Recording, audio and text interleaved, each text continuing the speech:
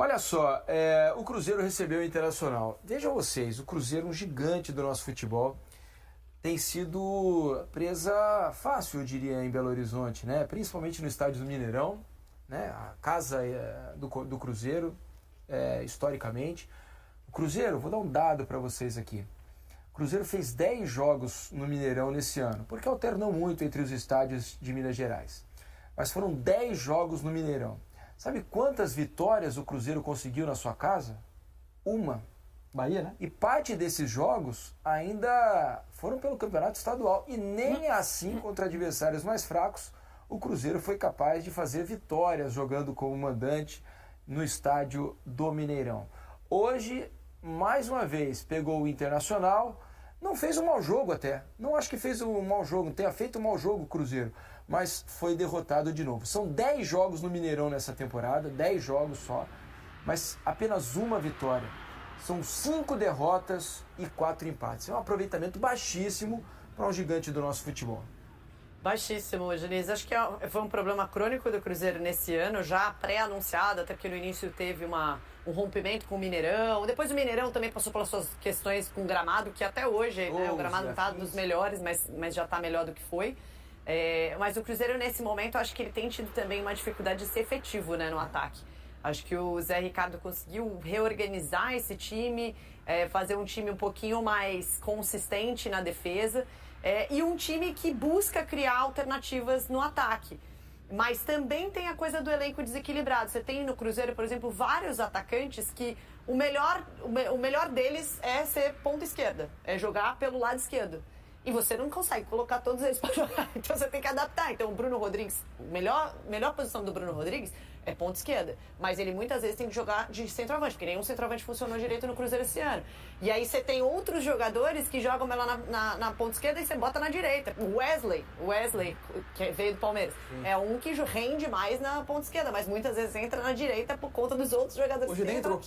Hoje nem entrou, também veio com todos esses jogadores de ataque, exceto o Bruno Rodrigues, eles tiveram uma oscilação muito grande na temporada, né? O Wesley não conseguiu engatar. O centroavante, agora o Papagaio tá começando a ter algum espaço. O Matheus Pereira voltou de lesão, faz bons jogos, mas pelo menos pelo que o Zé Ricardo diz, ele não se sente confortável, Zé Ricardo, de deixar o Matheus Pereira pelos 90 minutos.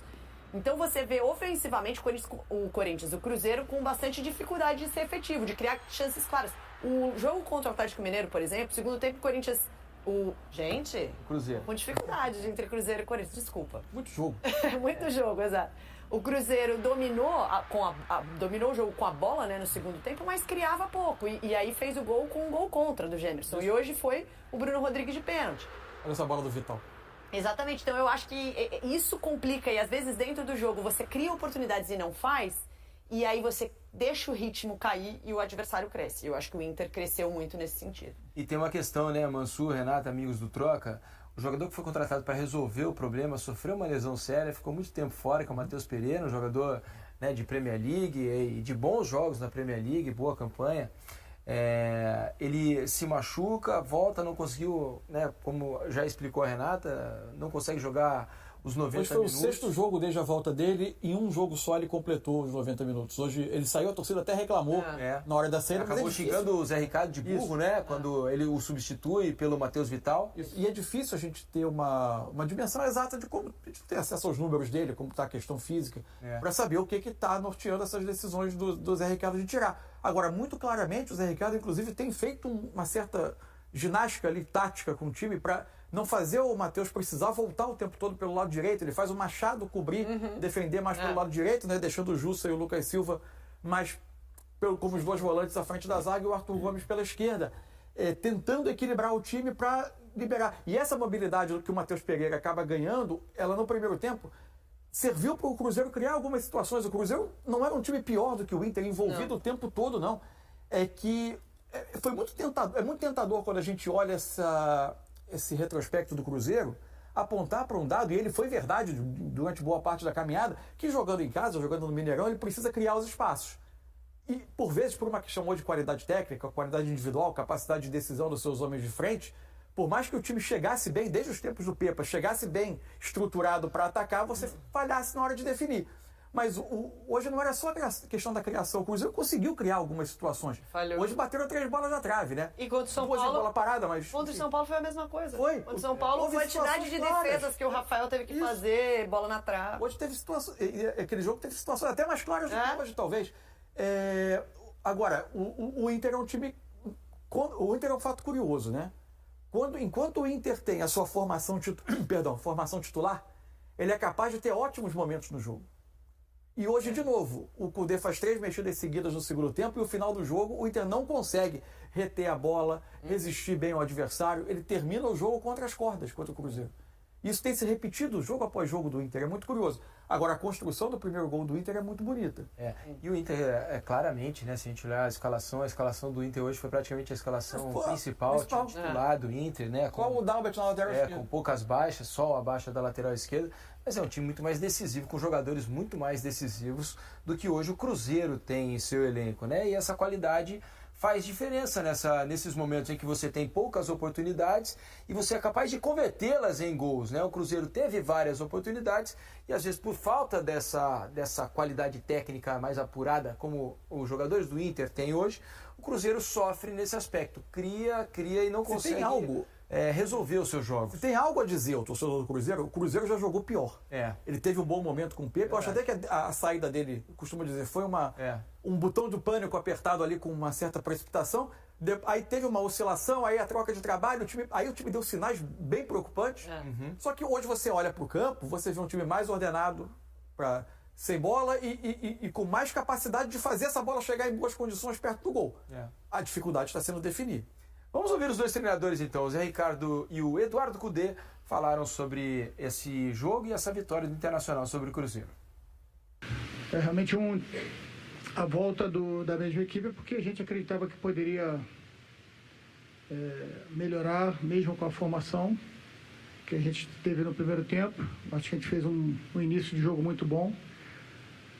Primeira posse de bola do Inter completa, assim, se eu não me engano, tinham 7 minutos de jogo. A gente começou de uma forma bem intensa, tentando abrir o placar, porque a gente sabe que a gente tinha pelo menos 24 horas a menos do que o adversário na última rodada. A gente sabia que o calor estava muito alto, a estratégia foi de começar muito forte para tentar abrir o placar.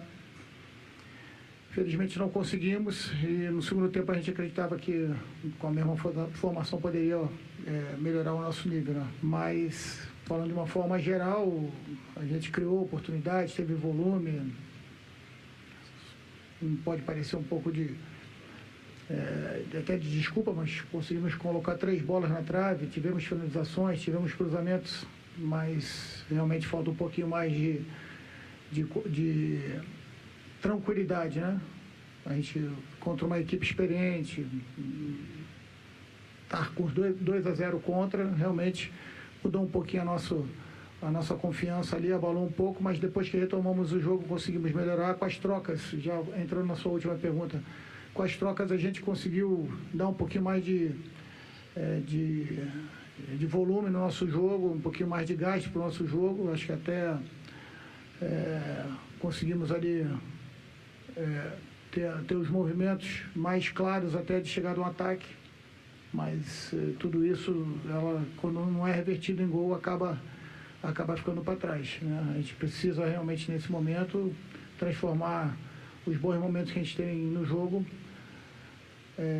em resultado. É um campo e um rival muito esquivo para Inter. Agora estava falando 40 anos que não ganhava aqui Inter. Bueno, dentro de las dificultades que podemos tener, algunas cosas venimos haciendo, ¿no? Mucho tiempo que no llegaba a semi, mucho tiempo sin ganar acá, mucho tiempo que no jugaba un Grenal de la manera que se jugó. Cuando sale mal, aceptamos y reconocemos errores. Y bueno, era un juego muy difícil, precisábamos ganar y ganamos.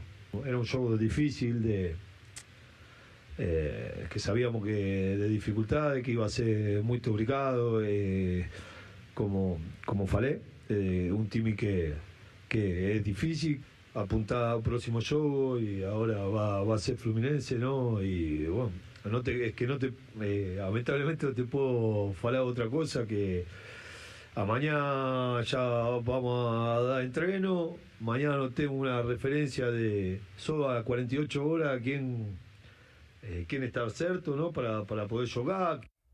Achei que nesse final ele fosse falar, amanhã tem treino, nós vamos almoçar, à tarde uma descansada, depois vamos jantar e dormir à noite. Né? Parecia que ele não estava muito afim de falar ali, não. Pô, se ele vai ter que ver quem vai ter condição de jogar, imagina o Fluminense também, né? Pois é, o Fluminense está em festa jogadores agora. com todos os motivos do mundo para estarem celebrando. Nível etílico altíssimo, né? Jogadores ainda, né? Não fala em Fluminense que o torcedor do Internacional ainda. É verdade. E que coisa curiosa, né? O primeiro jogo pós-título do Fluminense seja Fluminense Internacional. E posso falar uma coisa, até puxando um pouquinho do que aconteceu nesse confronto muito traumático para o torcedor do Inter. E eu acho que segue acontecendo, e é uma crítica que é feita constantemente ao Kudê, e ele falou também na coletiva sobre ele tirar o Alan Patrick, né? O Inter não tem um substituto para o Alan Patrick. E eu acho que essa é a primeira coisa que tem que ser trabalhada para o próximo ano. Embora seja difícil de achar, né? Não, claro, mas eu não tô nem falando em alguém da qualidade dele. Eu tô falando em alguém que faça uma função similar ao que ele faz. Toda vez que ele sai de campo, a parte ofensiva do Inter é quase como se acabasse.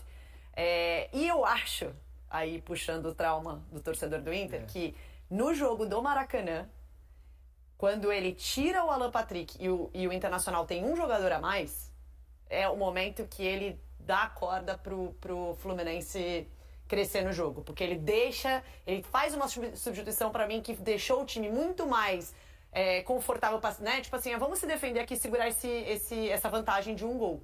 E aí o Fluminense acaba numa bola parada fazendo o empate. E eu acho que hoje ele fala também sobre isso.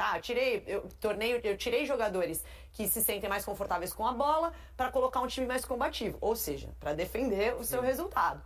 Eu entendo a estratégia, mas para mim, principalmente nesses jogos, e a gente falando de ousadia, né? E o quanto a gente fala de ousadia com o Fernando Diniz, eu acho que isso fez a diferença aí pro Inter não conseguir um resultado. É possível. Olha,